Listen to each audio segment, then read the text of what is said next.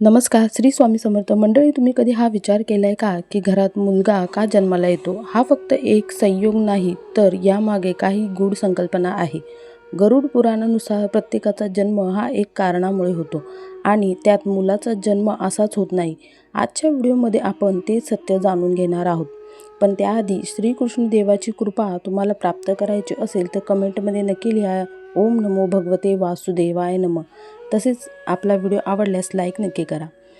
मंडळी, या दुनियेमध्ये कोणत्याही गोष्टी अशाच होत नाहीत. प्रत्येक आत्मा तिच्या कर्माच्या हिशोबाने जन्म घेते, मग तो मुलगा असो किंवा मुलगी.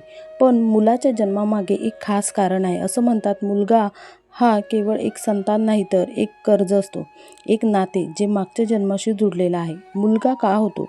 गरुड पुराणानुसार सांगितलेलं आहे, जेव्हा कोणतीही आत्मा आपल्या मागील जन्मात कोणाचे ऋण घेऊन येते किंवा अपूर्ण राहिलेले नाते सोडते, तेव्हा ती आत्मा परत येते व यावेळी ती मुलगा म्हणून जन्म घेते.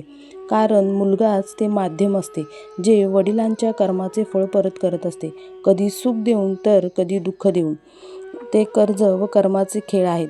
जर विचार करा, एखादा व्यक्ती त्याच्या मागील जन्मात त्याच्या आईवडिलांचा अपमान करत असेल तर काय होणार?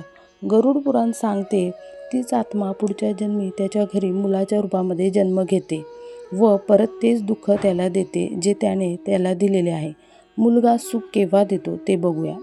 प्रत्येक वेळी मुलगा दुःखच देईल असं नाही. काही मुलं त्यांच्या आईवडिलांसाठी देव बनून जन्म घेतात, कारण ते पूर्वजन्मीचे त्यांचे चांगले कर्माचे फळ असते.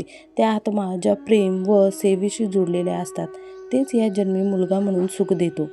गरुड पुराणानुसार अजून एक माहिती भेटते, कधीकधी मुलगा ही कर्म मिटवण्यासाठी नाही तर शिक्षा देण्यासाठी येतो. अशी मुलं जी घरामध्ये क्लेश, दुःख आणतात, सन्मान करत नाहीत, दुःख देतात, हे सर्व इतर कोणाच्याही नाही तर आपल्या कर्माचेच हिशोब असतो. आत्म्याचे नाते हे या संसारात कोणतेही नाते नवीन नसते. प्रत्येक नाते पहिल्यापासून ठरलेले असते व मुलगा असणं ते नाते आहे जे अगदी जवळचे आहे. कधी प्रेमाने तर कधी दुःख देऊन, पण प्रत्येक वेळी कर्मानेच. पण सत्य काय आहे? मुलगा हा केवळ एक संतान नाही, तर एक आरसा आहे जे तुम्हाला मागच्या जन्मीचे कर्म दाखवते. जर मुलगा चांगला समजदार असेल तर समजून जा की तुमचे कर्म हे चांगले आहेत, आणि जर मुलगा कष्ट देत असेल तर समजून जा की तुमच्याकडून काहीतरी चूक झाली आहे. ज्यामुळे जीवनामध्ये प्रत्येक नात्याला सन्मान द्या. आईवडिलांची सेवा करा, कारण जे तुम्ही आज कराल उद्या तेच तुमच्याकडे येणार आहे. कदाचित हे तुमच्या मुलाच्या रूपात देखील येऊ शकते. तर मंडळी, गरुड पुराणातील मान्यतेनुसार घरात मुलगा जन्माला येणे हे घरातील पुण्यकर्म, पूर्वजांचे आशीर्वाद, आत्म्यांचे ऋणानुबंध या सर्वांवर अवलंबून आहे. मंडळी, ही माहिती कशी वाटली ती मला कमेंटमध्ये नक्की सांगा. चॅनलवर नवीन असाल सबस्क्राईब नक्की करा. धन्यवाद.